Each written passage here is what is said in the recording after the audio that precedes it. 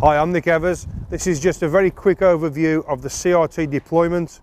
Remember, please don't use this equipment until you've had the proper training course. Before deploying the CRT unit, make sure the handbrake's firmly on, gear lever's in neutral, make sure you've got your beacons on, you press the jump start and VRS button to switch on the CRT unit, and finally remove the keys. So from this moment on, make sure you're wearing loading gloves at all times, apart from inside the casualty vehicle.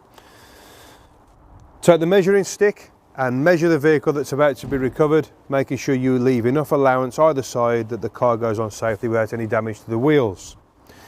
Next job is to remove the safety pin, the stowage pin, which is here, and at the same time ensure that the safety strap is definitely still attached to the trailer and it hasn't fallen out for any reason. So remove the pin. And also now you can remove the tow ball cover because it was protecting your trousers from grease. We can now grab the remote control, switch on the unit with the red switch, make sure the lights are on at the back there, switch on the remote control. So before deploying the unit, make sure all this area is clear, nothing can get trapped by the wheels or caught in the unit. Now standing to the side, the unit can come out pressing the winch down button to the point where the strap is almost tight but not quite. So about like that, just a little bit of slack in the strap. That strap is there to protect you while you're in this area and you're working, moving the pans out to the required width. So leave the strap on, make sure it's on and it's almost tight, and now we need power for this unit. Inside here is a winch motor. It's an electric motor. It needs a power supply, which is here. So this is just unclipped from the tailgate, pop that in there, and now we press the wheel track out button. The pans will start to move.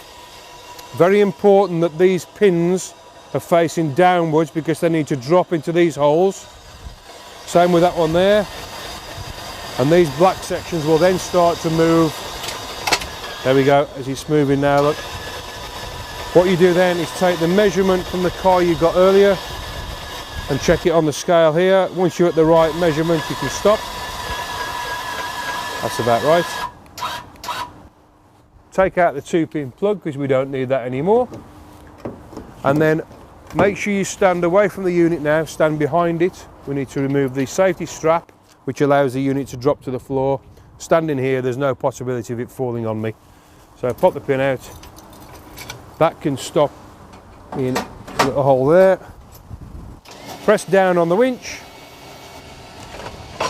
The unit will tilt forward as long as it's on flat ground.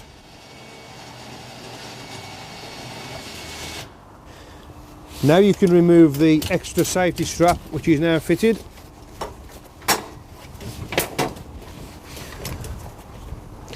And then winch out to send the unit out. It might need just a little bit of a help with your foot there or your hand on the winch handle.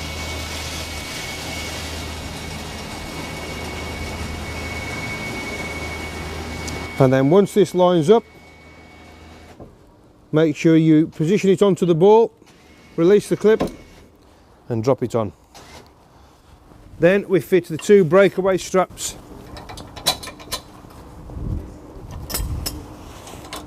like that, and finally and most importantly the drawbar locking pin, which stops the trailer from folding, must be fitted, and that's it.